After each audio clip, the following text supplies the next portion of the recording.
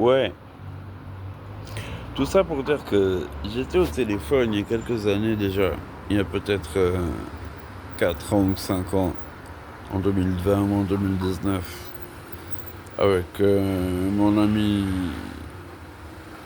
guitariste avec qui j'avais composé et joué pendant des années. On était au téléphone et tout à coup, je lui ai dit que j'ai trouvé une femme belle et que je lui ai dit qu'elle était belle et il me soutient que c'est du harcèlement. Il me soutient que en 2024, on ne peut plus dire à une femme qu'elle est belle, c'est du sexisme. C'est la traiter comme un objet. Et cet homme, cet ami, a été manipulé par deux femmes, euh, comment dire, militantes LGBTQ+, NPA et tout le tout team, tu vois. Il était embrigadé là-dedans et maintenant il a perdu ses repères, quoi. Tu vois, c'est un homme, mais bon, heureusement qu'il la baise, quoi, ça marche.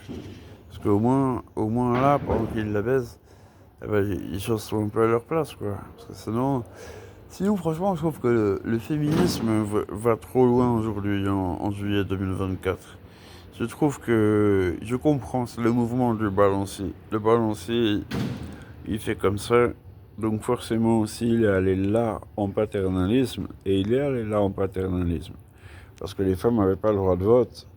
Les femmes n'avaient pas le droit d'ouvrir un compte en banque. Les femmes n'avaient pas le droit de fumer, de travailler. Donc on était dans une société extrêmement paternaliste et misogyne, c'est vrai. Du coup, on a vu ces dernières années le balancier aller de l'autre côté. C'est-à-dire le mouvement MeToo, le mouvement LGBTQ+, les attaques contre des personnalités pour motif d'agression sexuelle. Le balancier est à l'extrême inverse, tu vois. Et là, le gars me dit, tu ne peux pas dire à une jeune fille ou à une femme mûre qu'elle est belle parce que c'est l'objectif. Et moi, je ne suis pas d'accord. Je ne suis pas d'accord. Moi, quand je vois la lune la nuit, je dis, ah, tu es belle. Vraiment, je dis ça. Je suis à l'hôtel, je vais dans la rue pour vaper, et je vois la lune, et je dis, ah, tu es belle, toi. Et puis quand je vois un bel arbre avec des fleurs, je dis, tu es beau, toi. Et quand je vois, je dis aux choses, aux gens, aux êtres qui sont beaux, je leur dis qu'ils sont beaux.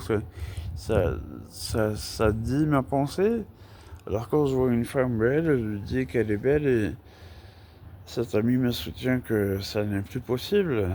Euh, non, là, je vois vraiment que je suis né en 1976, que j'ai 48 ans et que je ne suis pas du tout en accord avec la génération actuelle. D'ailleurs, le rap, pour moi, c'est une catastrophe. Je connais pas en fait le rap français moderne. Je devrais, mais je sais pas par quel bout m'y prendre. Mais les trucs qu'on entend à la radio, c'est de la merde, hein, Jules, tout ça. C'est pas du rap pour moi. Les gars, ils chantent, ils rappent pas. Ils chantent, ils se font passer pour des mauvais garçons, ils ramassent de l'argent, ils s'habillent avec des bobs et des casquettes à l'envers. C'est chier, quoi. Franchement, moi je viens des années 90, IAM, NTM, la rivalité, Solar, tout ça. Bref, à chaque époque ça merde. Mais je crois qu'il y a du bon rap aussi, des fois j'en entends. Mais brièvement, et je sais pas de qui c'est, donc il faut que je me renseigne.